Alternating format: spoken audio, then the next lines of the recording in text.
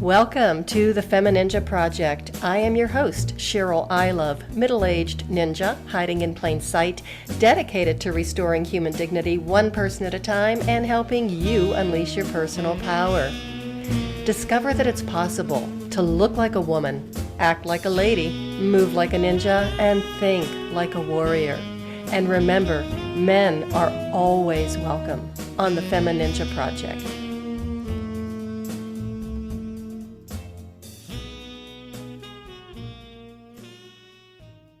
Welcome to another episode of the FemiNinja Project. And today we're going to talk about self-image, the mind-body connection, and transforming your life. And today's guest certainly is an expert on the subject and in her field. Her name is Sue Relihan, and she is a registered psychotherapist, a breakthrough and transformational expert, and a #1 internationally best-selling author on Amazon.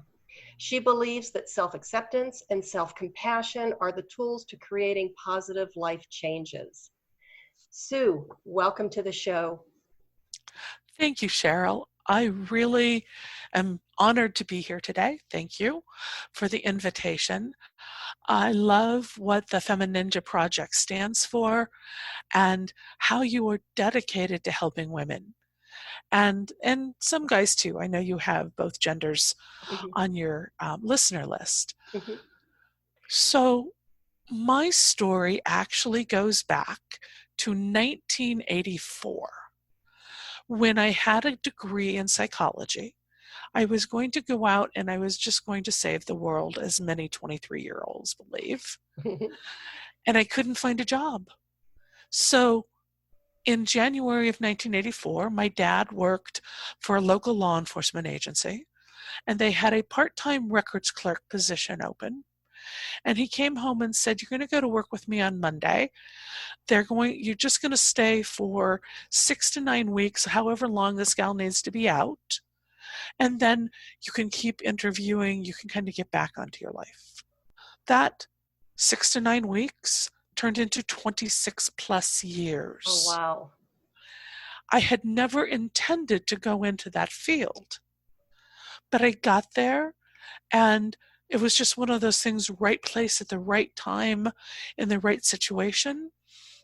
And in the late 80s, I became the first female civilian law enforcement accreditation manager with the authority in doing part-time consulting work out of back east, inspecting police departments, public safety agencies across the country.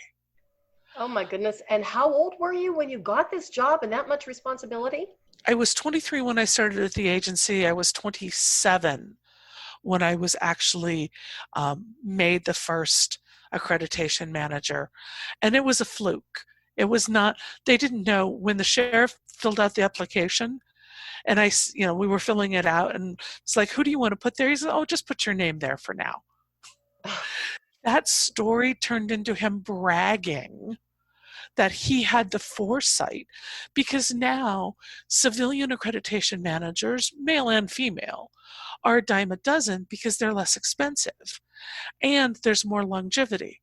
Most of my colleagues in those early years were commanders from other agencies, and they would promote up and out of there, or they would be fired, depending on, because it's a contentious position. I would imagine so.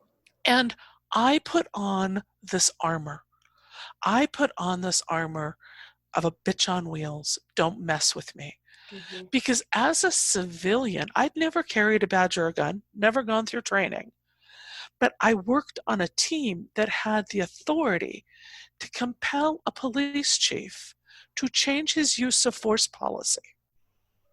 And the consequences of not doing what I said needed to be done was him losing accredited status. Believe me, I did not have a lot of friends. Oh, wow. I would imagine just when people saw you walk into the room or walk into their department, that it would just be shields up. Absolutely, because none of us, it's human nature to not want to be inspected, to be reviewed. Human condition wants approval.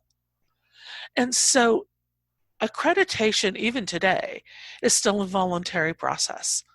And the agencies that were volunteering were really cream of the crop agencies, but they're still run by human beings. Mm-hmm. There's still issues. And so what I ended up doing was just building this mask, and literally then started adding to my physical body. I started putting on protection, Mm-hmm. and I was living from my head up. I was not in my body. Then, during that time, I got married. Then I went to massage therapy school. That was my saving grace. In 1996, I went to massage therapy school. It was the best decision I ever made. But I was living dual lives.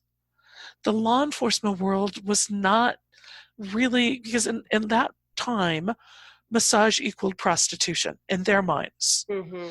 They were thinking of massage parlors. Mm-hmm. So I didn't talk about, actually, I had a supervisor tell me not to talk about massage at work. Oh, jeez. Yes. And many of my massage clients, because I built a practice with the intention of working with plus size women, because at the time there were not a lot of options.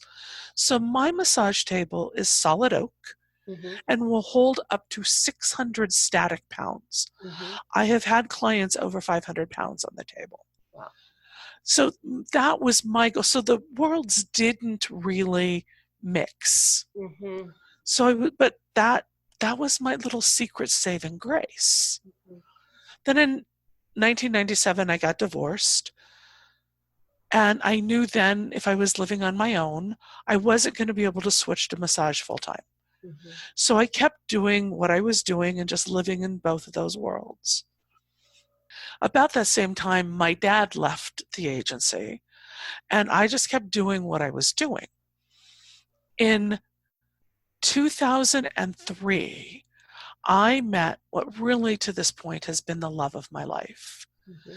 He was a full-blooded Native American man, Mm-hmm. very high profile here in Denver, emceed powwows, and had just turned 50. So he had just become an elder in the community. Mm-hmm. It was the first time in my life I was dating someone secretly. He was not willing, and he told me on our third date, he would never introduce me to his friends and his family. Oh, He wow. would see me behind the scenes, but they would never know. So, and he looked at me, I mean, I can close my eyes and see him sitting on the couch going, "You deserve better than me." But my self-esteem was so low. I had such a deep desire to be loved. Mm-hmm. I was willing to put up with that. So I would start going to powwows around Denver, and we created this little language code. He would actually speak to me over the loudspeaker. No one in the arena knew what was being said, but I did. Then I would meet him somewhere afterwards, or we would go out, and it was the most loving relationship when it was just the two of us. And it was so dysfunctional. Finally, I mean, I did this for 5 years. Wow. Finally, I got up, and there was one event that was like finally the final straw, and I broke that off. Over the years, we stayed in contact. He actually just lived within a mile of me. Mm-hmm. And so I'd see him like out on the street, and we'd talk occasionally. And so we did that for years. We just maintained a friendship. In 2009, the sheriff's office that I worked for had one of our own international inspections. CALIA, the organization I contracted with, was coming in to inspect our agency. Now, I had been doing this since the 80s. Mm-hmm. I had always had perfect compliance. There are mandatory standards, there are non-mandatory. We'd always had 100% compliance with the mandatory standards until August of 2009, when we had a mandatory standard out of compliance. And my sheriff at the time sat on the board of the commission. It was joked about that if we don't get 100%, heads would roll. It was joking. Ha ha ha, we've always done perfectly. Well, one person didn't do one mandatory report the way it was supposed to be done. We got caught. Worst week of my life, because I too sat on both sides of the table. Mm-hmm. It's really, it was embarrassing for me. I knew it was embarrassing for him. But I had, as my reward, scheduled 6 weeks of vacation, because I knew, I could tell something, like I was drained. I was just depleted. Mm-hmm. So I went on vacation, and I'd been on vacation for 2 days, and I thought I had bronchitis. Oh. So I go to the doctor, and I am actually on my way down to Sedona. I was going to buy property for my retirement. Mm-hmm. It was like my plan. I'm like, I'm going to go buy it now. I have 3 years until I can retire. I'll rent it or renovate it or go down on weekends. I go to the doctor. He takes one look at me, takes my pulse ox, the monitor. Mm-hmm. My oxygen level was 82. Oh, boy. Immediately rolls oxygen in for me. Oh, geez. Starts taking my vitals, and he's like, I think we better get a chest x-ray. So I wheel the little cart across the hall, get the chest x-ray, and I hear him paged to x-ray. A couple minutes later, he comes back in, and he says, something is off on your chest x-ray. You need to go to the emergency room. I will give you your choice. You can drive there if you promise me you will go straight there. I'll save you the $500 for the ambulance. He says, I really should send you my ambulance. I drive to St. Joe's. They have valet there for the emergency room. I park my car, go inside, and there's like 3 people waiting there. I said, hi, I'm Sue Relihan. I'm here. They're like, we wondered where you were. They whisk me off in a wheelchair back to the back of the ICU. They start hooking me up to all these machines, and I'm like, what? You don't understand. I'm on vacation. I don't have time for this, right? Exactly. I had no clue what was going on in my physical body. At one point, the machines started beeping, and they all came rushing in. They're like, and I'm like, I don't know. I'm thinking the machines are off. Mm-hmm. Well, my blood pressure was spiking, but the EKG was clear. I was not having a heart attack. Long story short, they did a CAT scan. Eventually, they did an echocardiogram. I had what is called a pericardial effusion. Mm-hmm. The sac around my heart was filled with infected fluid, mm-hmm. was squeezing my heart. Mm-hmm. It was the first time. 2 things that cardiologist said to me. First being, before they had even got the diagnosis, he looked at me and he said, if your heart stops, do I have your permission to restart it? Cheryl, my answer was no. Not because I had a death wish, but because I didn't understand the gravity of what was happening inside my body. Mm-hmm. And he looked at me and goes, young lady, you have no idea the And I'm like, I'm thinking end of life. Like, I don't want to be put on life support and kept alive. That's where my mind went. Uh-huh. I'm like, well, no, if you mean like right now. So then I started getting scared. So then they did the test, and he came back. We got the diagnosis. And he says, you're lucky your heart is used to carrying around, because on that day I weighed over 350 pounds. Wow. Your heart is used to working so hard. It's what has kept you alive. You've probably been walking around like this for 2 to 3 weeks. And there you were in the emergency room by yourself. By myself. I didn't want any, I was so ashamed. I did let one friend know. I'm like, I texted her, or I probably called her at that point, and I'm like, just so you know, I'm at St. Joe's, I'm in the emergency room, I'm not feeling that bad. So then they come in and they catheterize me and they move me up to ICU. And I'm still like, I not really aware. I wasn't in ICU very long when they started to see that just by stopping, they'd done some IVs and started giving me some medication. My system started calming down. So they moved me the next day down into the cardiac rehab piece, like the step down to ICU. And I was in there for 5 days. As each day the fluid would get better, and it, by the grace of God, they never had to go in and do the procedure to remove, and I had to sign all of that away. Right. But as I was laying there that week, I'm like, something has to change. And I had this little niggling feeling in the back of my mind that there were going to be consequences to the inspection the week before. And I was on vacation for 6 weeks, so I didn't have to tell them what was going on. So I'm like, I'm going to spend the next 6 weeks putting myself back together, doing self-care.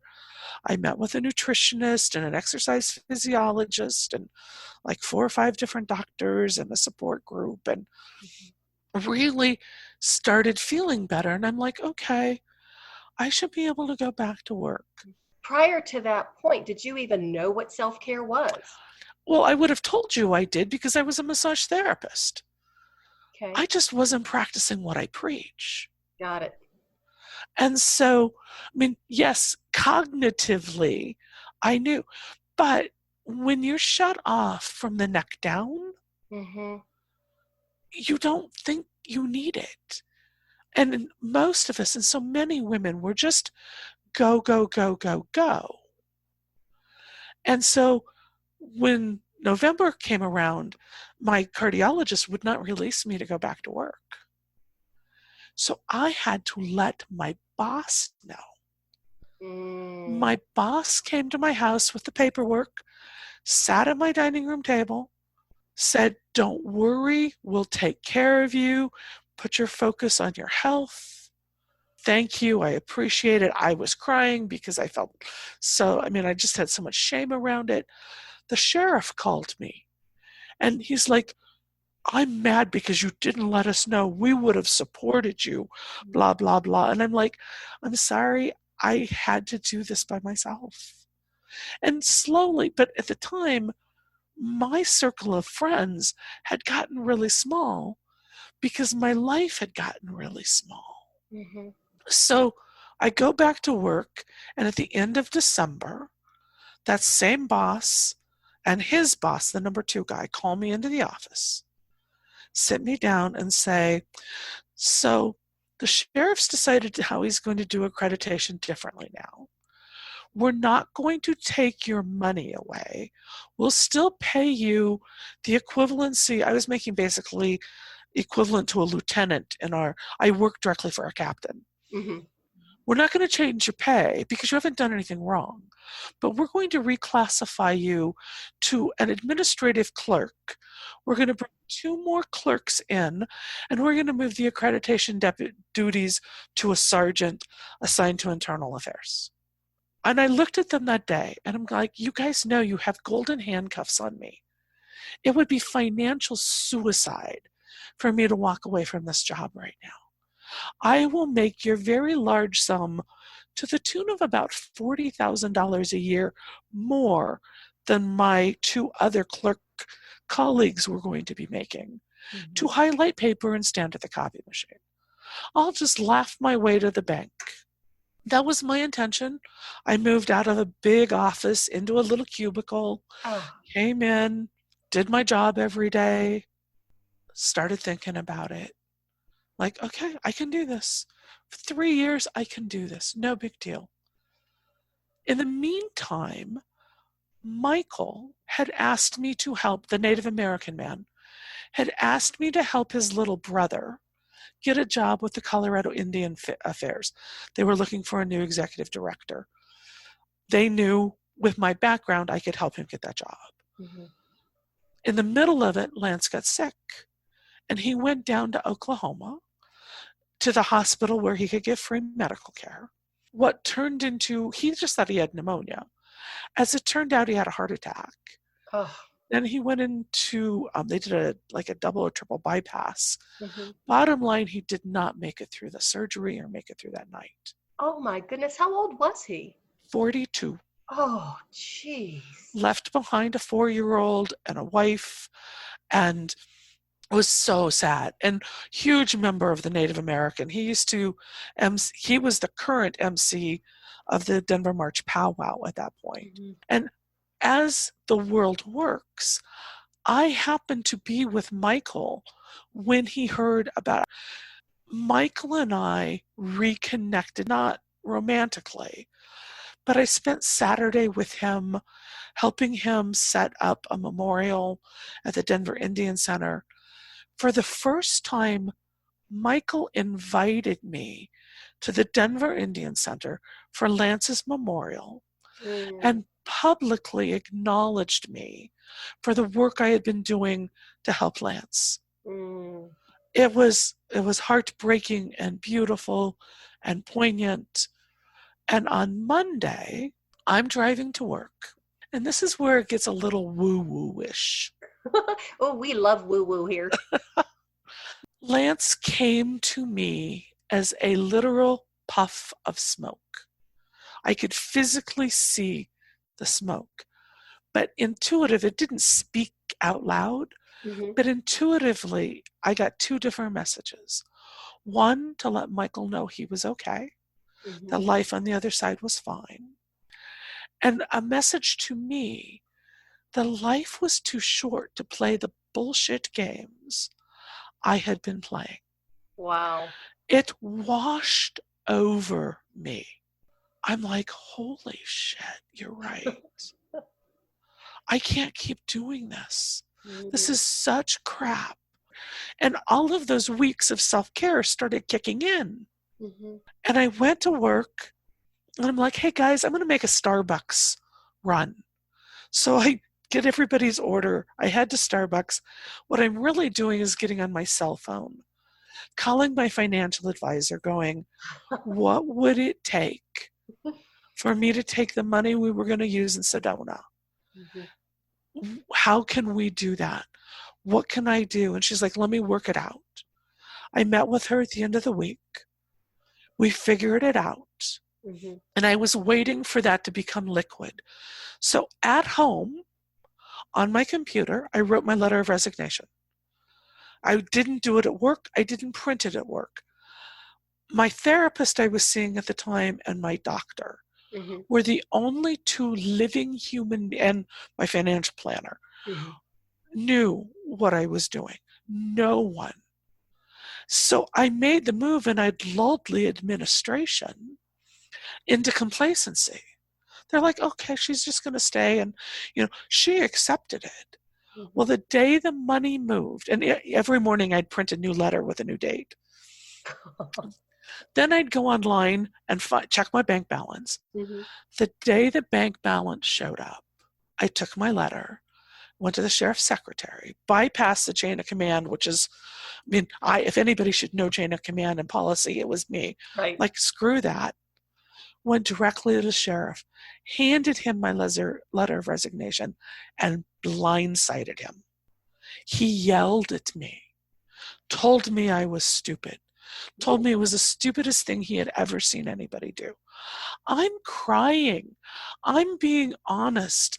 I'm telling him what they told me. To this day, over 10 years later, that was the last conversation I had with him. Wow. He did not attend my retirement luncheon. He did not give me my retirement plaque. The 2 in my chain of command and him, the 3 above me, from that day on, not another word. Wow. It was so hurtful. Because of my community with the Rocky Mountain Accreditation Association, the Lakewood Police Department hosted a luncheon for me. The sheriff of Jeffco, the chief of Wheat Ridge, the chief of Lakewood, commanders from Littleton, all of my peers that I had worked with, the chief from Golden, all of these people I'd been working with for years came to honor me, gave me this beautiful memory book with these letters of recommendation, wishes for my future. The highest ranking person from Arapahoe was the sergeant that was taking over my job. And the 2 new clerks did come. They had to. Wow. And people walked up to me and they're like, you have to know, this looks bad on them, not you. I'm like, no, I'm devastated. I gave them 26 years of my life, and this is my thanks. What a slap in the face. Oh, it was huge. So I spent about 2 years really putting self-care and really doing some soul searching. Doing massage, because I had to have some money coming in. Living off of that savings as I needed to. And I bridged that until my pension kicked in 2013, thank God. But it was still a huge financial hit. In 2012, I went back to school for hypnosis. I never fully embraced hypnosis. It didn't really work for me. So I'm the type of person, if something doesn't work, I can't sell it to you. So had you tried hypnosis yourself prior to that? Yes, I was seeing a hypnotherapist here, and her teacher was having training. Okay. And she invited me to the training, knowing that I was in transition. Doing massage in my 50s was not going to be a full-time job. It just was not. So she knew I was looking to shift me. So for 8 years, I have been a certified hypnotherapist and a dually certified hypnotic coach. And during that time, I was doing hypnosis. And shortly after I went to hypnotherapy school, I got a phone call one day that Michael was dying. Oh. As the universe works, and I'll see if I can do this without choking up. I got the call that he was in Porter Hospital in ICU, that he likely was not going to live through the day. If you want to say goodbye, you need to go up today. Well, I had just been working out, happened to be coming from a gym near Porter, pulled into Porter Hospital, walked into ICU. And I'm used to walking into places like I belong there, didn't even ask permission, sign in or anything. But then I realized, oh shit, I don't know where he's at. So I asked the nurse, do you know where Michael Alley is? And she got this funny look on her face.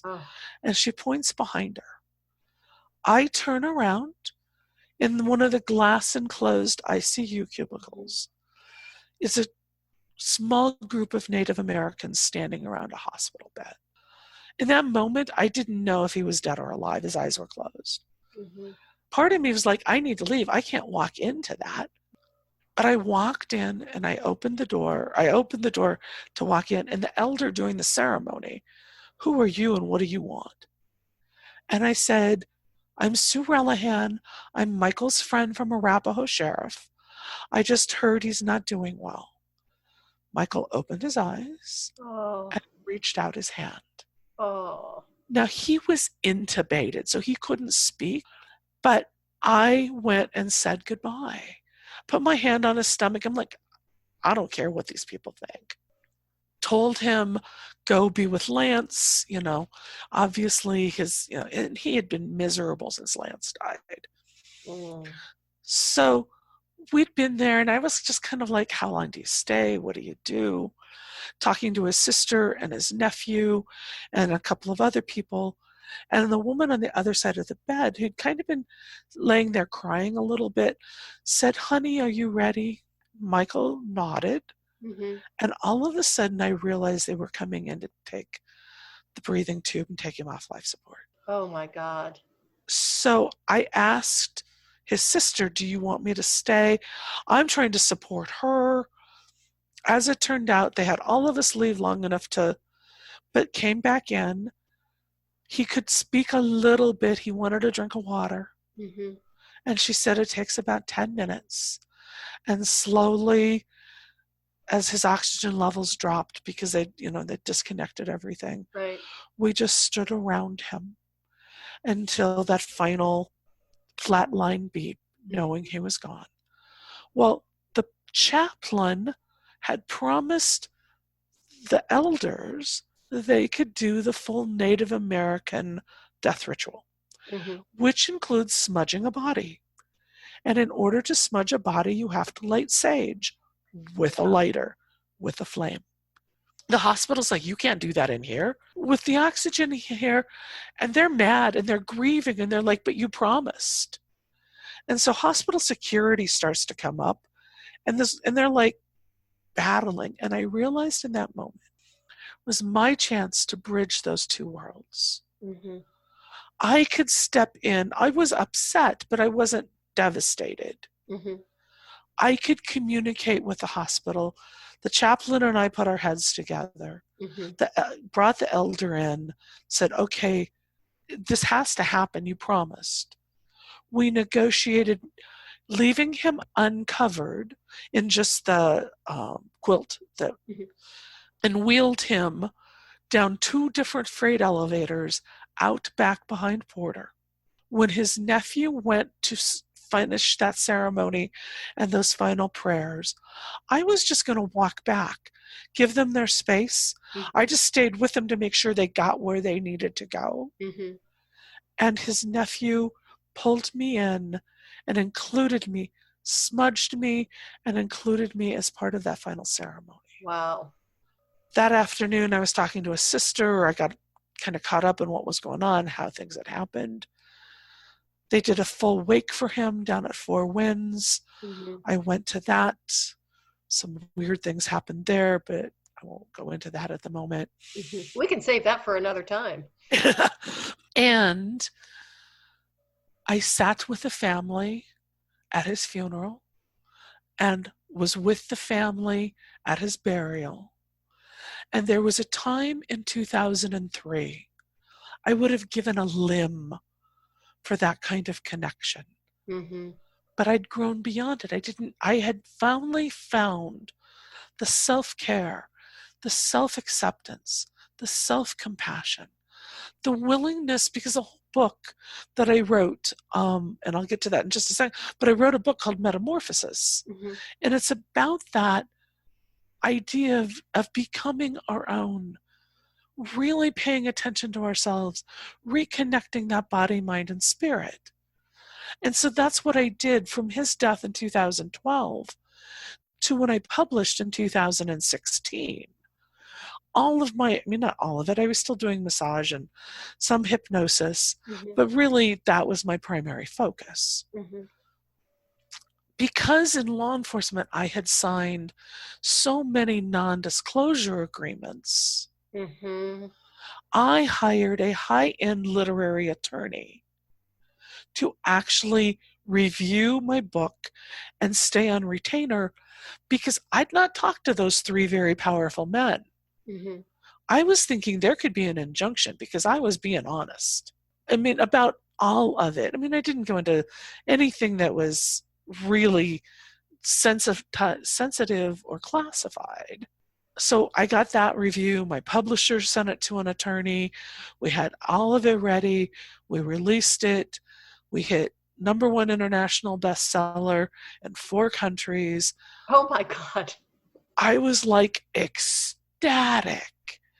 And that afternoon, one of the old lieutenants I used to work with sent me a Facebook message and said, my wife bought your book on her Kindle. I started reading it. I couldn't put it down. Wow. I loved every word of what you wrote. I wish you would write more. Validated everything I had written. Mm-hmm. Cheryl, I cried. I laid on my bed and I sobbed because I was bolstered for the opposite. Right. And then he sent it to all of our former colleagues and he put it on Facebook and he wrote an Amazon review. And he's like, this story needs to be told. It will help so many people. Because what I believed, they hated the job I did. No Mm-hmm. one likes to be inspected. Right. I believed they hated me because they hated my job. Mm-hmm. The difference was none of them hated me. They hated my job. They could separate them. I could not. Mm-hmm. That was part of that whole masking I had done. Mm-hmm. My job had become, when I was there, it was my life. I've heard from every supervisor or commander I worked for in that time, with the exception of those very last three, Mm-hmm. I figured. sending me messages. I've had cards, I've had letters saying this is beautiful. We had no idea because the two worlds, they didn't know about the Native American life, although the Native Americans didn't even know I existed. So it was like this weird, like we had no clue. Like a dichotomy, but not really, because it was even more separate little pieces of your life that didn't interact or intertwine at all. It was like, okay, now I'm wearing this cape, I'm gonna have this hat, put it over here, now I go over here. I mean, that had to have been incredibly exhausting. Well, that's what I realized when it took me 2 years to get my energy back. It Yeah. really did. When I left there, I had but I didn't know. And so many of us, especially as women, we shut our bodies off. Mm-hmm. And for me, I mean, I've maintained a 100-pound weight loss Mm-hmm. since then. I've gone up and down a little bit. I've always maintained 60, Mm-hmm. but then I've played with it and COVID kind of messed a lot of that up, but that's Oh yeah, a we whole were nother story. yeah. Um, but my self-care, Mm-hmm. the things that I do for myself, Mm-hmm. I've learned to put myself at the top of my priority list. I've learned things like how to say no, how to disappoint people. Mm-hmm. I call myself a recovering people pleaser Mm-hmm. because, especially as women, we're taught don't rock the boat, Mm-hmm. don't be too much, don't be too loud, don't be too powerful. Thank God that's shifting as younger women are growing into their power because they have people like you who are showing the way. I mean, I love you have a weapons wall. I I don't think I can. have any other non-law enforcement friends. Now I have some law enforcement friends that have weapons, but there's a whole different type of thing. Yeah, it's a weapons rack. I've got two swords and a couple of other little, bow staffs, and yeah, it's really a lot of fun. And so, and you're also very feminine. And that talk about a dichotomy, Yes. it's still something we are learning to do. Hmm. And that's what I love today, Hmm. is in helping people understand self-acceptance and self-compassion. It's by accepting who we are today in this moment Hmm. that we can start making changes. Hmm. One of the issues I had with hypnosis is we would begin like clear and release, get rid of that limiting belief, get rid of this, get rid of this. Well, personally, never worked for me because there's a reason those beliefs, those habits are there. As I've studied internal family systems therapy, Hmm. polyvagal theory Hmm. around therapy, Hmm. somatic, meaning body, internal family systems therapy, the autonomic nervous system, Hmm. I have my self compassion has quadrupled in the last 3 years because now I understand these systems are set by the time we're 18 months old. Hmm. What I love to do today is to help people identify whether they are fight, flight, or freeze. And we're all dominant. Mm-hmm. Now, that doesn't mean if you're dominant fight that you won't have flight or freeze reactions, but we're wired, and that wiring starts really young. And until we understand that dominance wiring and things to do to address it, we're going to keep going back to those same old patterns. As you're talking about this, I mean, I'm thinking about my own patterns and my habits and what I typically do. And I guess I must have been wired for fight. Doesn't surprise me. Because, and now that I'm thinking about it, I mean, I would have to get to a point of being either absolutely helpless, hopeless, or hit rock bottom before my fighting spirit would start to emerge. But every single thing I have done, and every time I've been down, you know, I might stay there for a while, but all of a sudden it's like this spirit inside of me just comes roaring out. Thank Which God. is actually the sign of a healthy nervous system as you describe it. Mm-hmm. So if you recognize you're in fight energy, Mm-hmm. you ask yourself, is fight the appropriate response in this scenario? Mm-hmm. And sometimes fight is, I want to beat something or Mm-hmm. really, and sometimes fight is setting boundaries. Mm-hmm. Sometimes when we're in that fight, we actually need to remove ourselves. Mm-hmm. But it's being aware. Mm-hmm. A healthy nervous system goes fight, flight, freeze, situationally appropriate. Mm-hmm. But people don't realize it's not their fault what their first response is. Mm-hmm. So many people who are fight energy dominant don't put good energy behind it.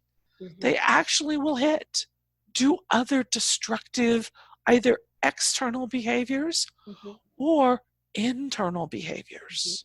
When you're talking about the fight, you're talking about establishing boundaries, and you're also talking about, or you did talk about, saying no. Because to me, that is a huge, huge piece of the puzzle. A lot of women do not know how to say the word no, and they apologize constantly. I actually even did a podcast on it a while back, that every time you say no or you apologize for something that you didn't do anything wrong, or there's, you know, nothing, it wasn't your fault, you're actually chipping away at your personal power. Apologizing is part of that people pleasing. Mm-hmm. And it is when we don't have, that's actually lack of fight energy. That is more flight energy. Mm. Or it could even be a little bit of freeze, but it's more running away because I don't have the energy to say no. Or I'm afraid if I stand here and hold this boundary, that's too scary for my nervous system.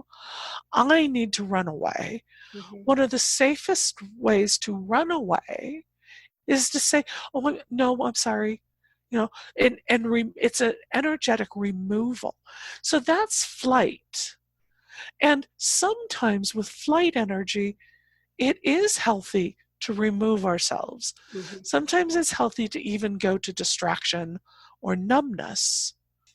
What the key is that compassionate awareness of, I'm afraid right now. And in IFS, we break the system down into parts. We have an inner critic, we have an inner champion, we have, all of these different, some of them are polarized, conflicting. We want to say no. I don't want to go to the party this weekend.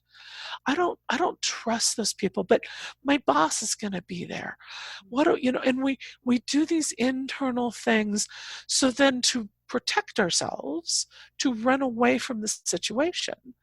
We'll say, I'm sorry I can't come. I have a cold, or, my Aunt Frida's doing, we make things up, but it's flight. Mm-hmm. Where a healthy response is to set the boundary. Mm-hmm. I remember one of my teachers, and I think we talked about this for 6 months. No is a complete sentence. No means no. And there's more of that acceptance around that today than ever before. And even a no with a short explanation. No, I'm sorry, that doesn't work for me. Mm-hmm. No, that doesn't work for me. It's learning to work our way up that ladder of like becoming more mobilized, becoming more confident. The bottom of the ladder is freeze. And those are the people where when stress hits, they numb, isolate, retreat. So using COVID as an example, Mm-hmm. I'd be willing to bet when we went into lockdown, you were just crazy. I mean, like energy mobilized. What do I do? How do I do it? Pretty much. Yep. The flight people were a little less so, but they were still like, I can't move. What do I do? I can be still for a little while, but the freeze people were like, bring it on. I don't have to make an excuse for not leaving the house for 6 weeks.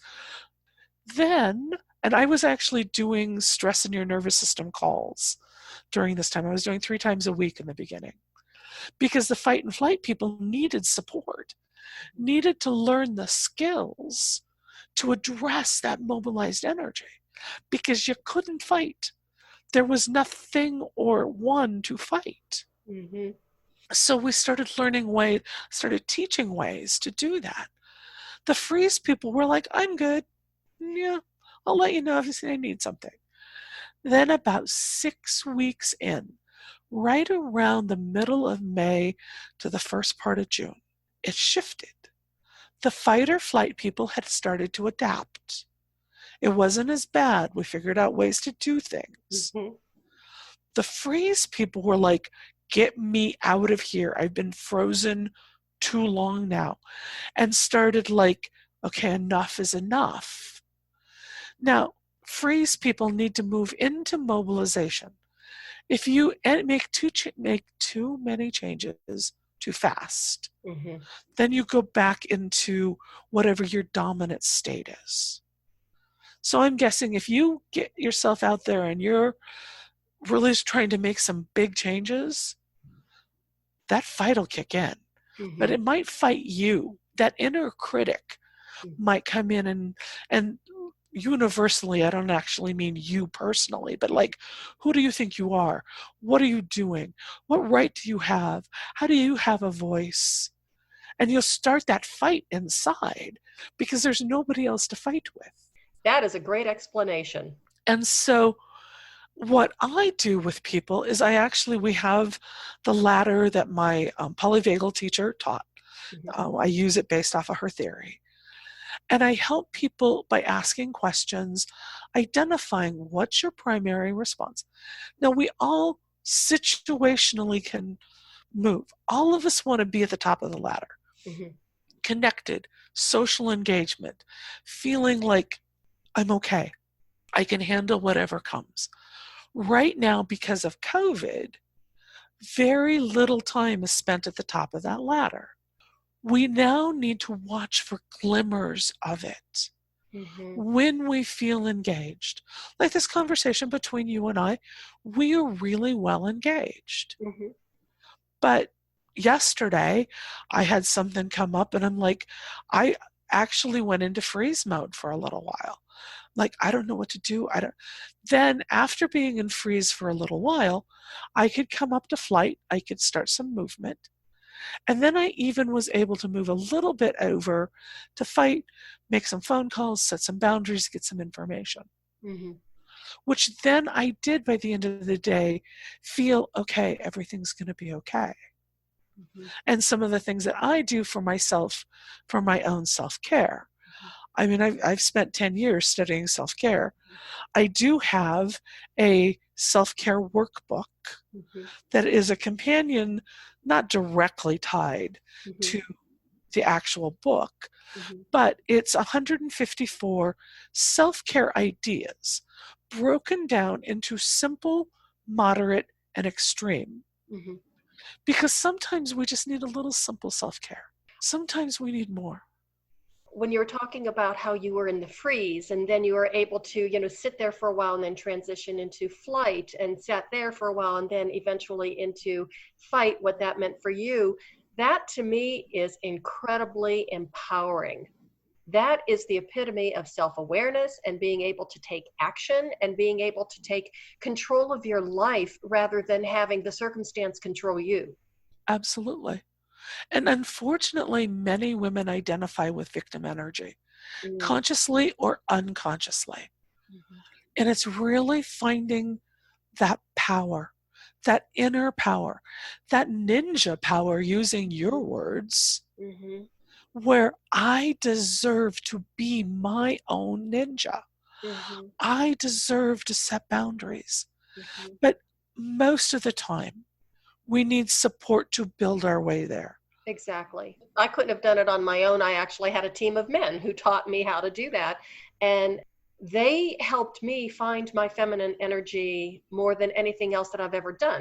It was the guys at the dojo that taught me kind of how to be a woman and how to use my sensuality to help protect myself. It was crazy. It's amazing. And there's all of those things out there available. Mm-hmm.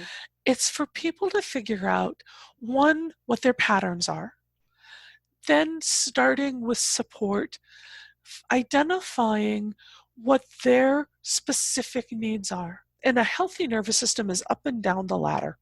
Situationally, it's like I I have friends that are more, and as sympathetic as the fight or flight, Mm-hmm. that are much more like mobilized, really high energy. And I'll be like, why don't you spend the day watching Netflix?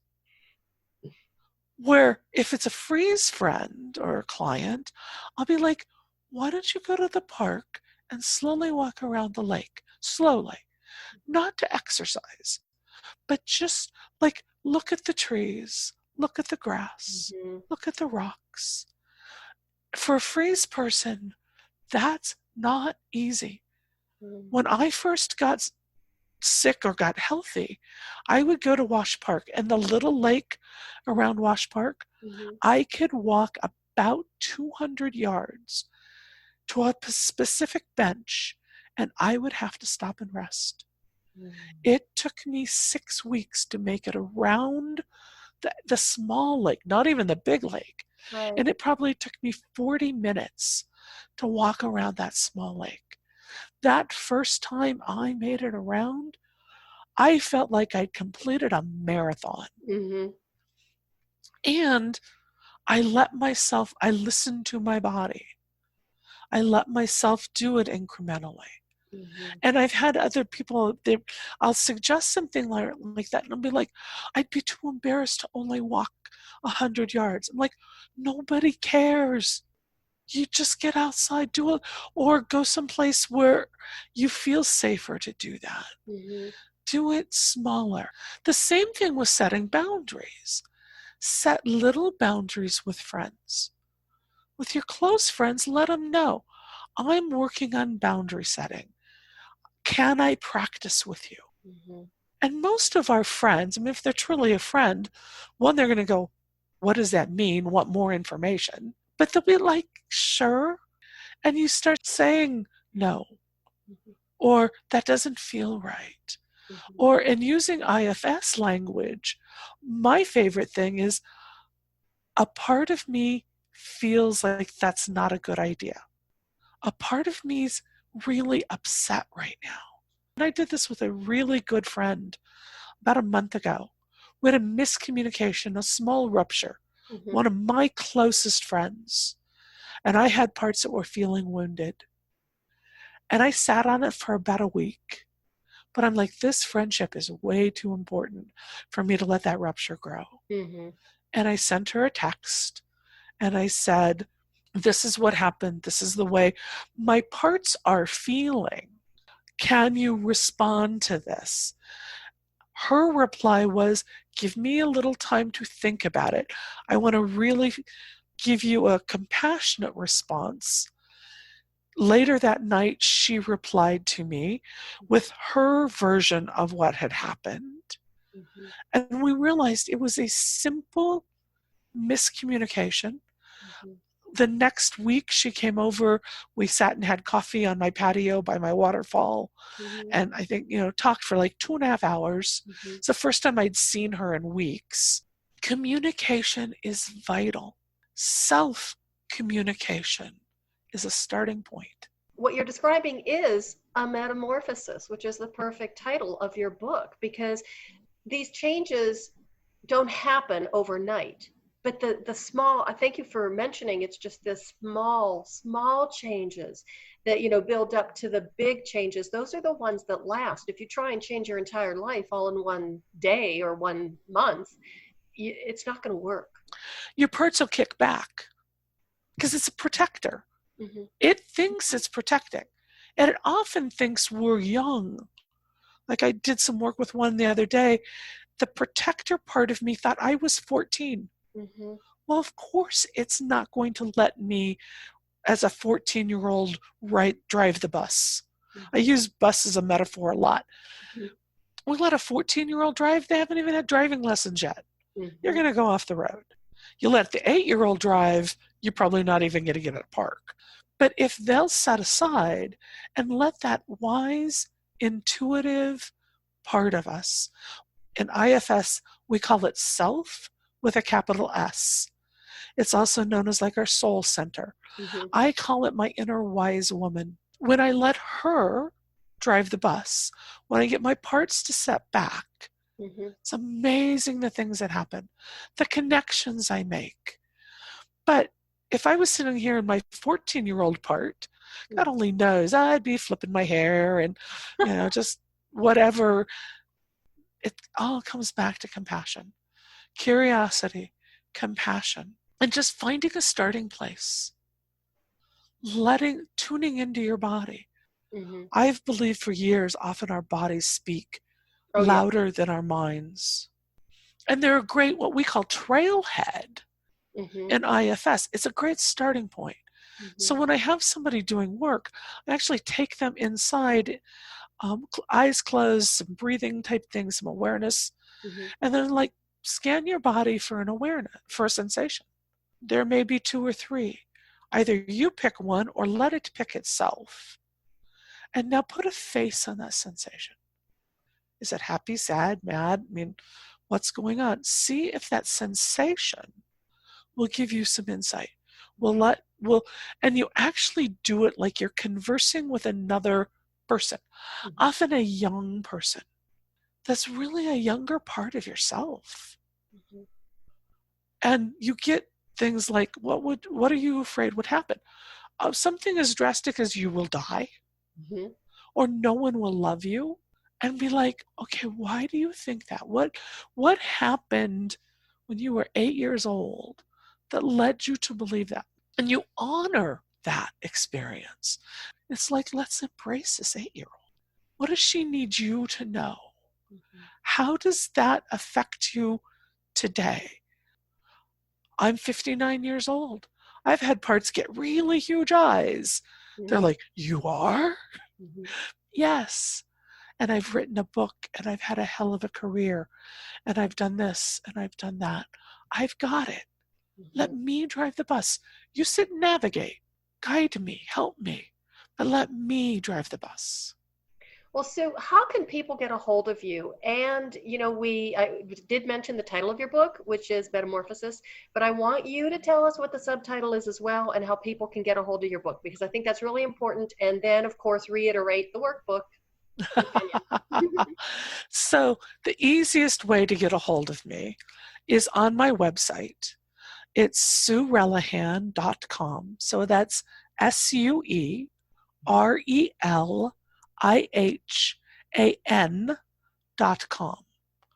There's a link on products for both my actual book, which is Metamorphosis, One Woman's Journey to Find Serenity and Empowerment, because that's really what my journey's been. The very last line of my book is, I no longer feel invisible. What I want to acknowledge, though, was at the time that was a true statement. And then life happened. And a metamorphosis is not a one-time event. We have multiple metamorphoses throughout our life. Mm-hmm. And it's being patient with that. And then the workbook is actually the Metamorphosis Self-Care Workbook. Mm-hmm.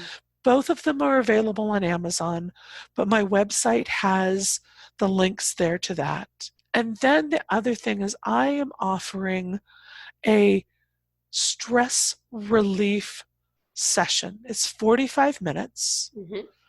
And normally I charge $135 for a session like that. Mm-hmm. I'm offering it to your listeners for $57. We will go through, we will identify like where your primary responses are, and then we'll experiment with some different exercises to give you some ideas that you can take away in your own unique stress relief plan.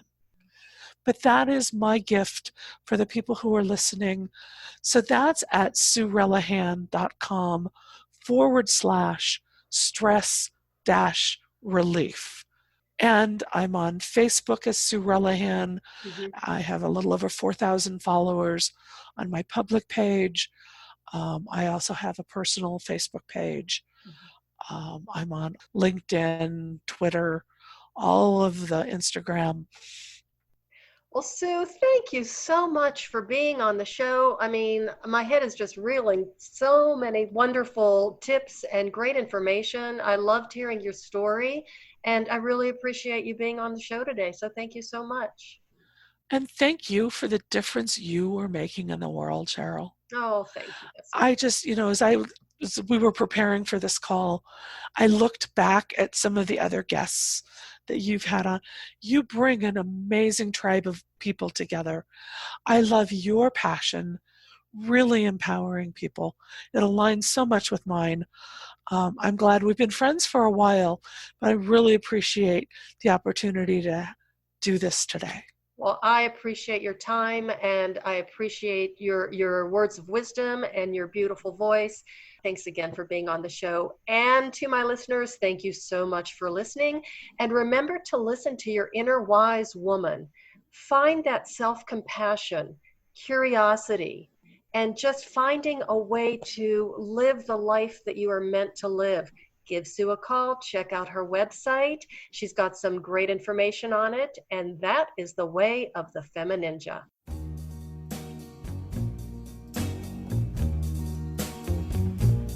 And that's a wrap on another episode of the FemiNinja Project. Thank you so much for listening, and remember, be safe, be strong, and until next time, bye now.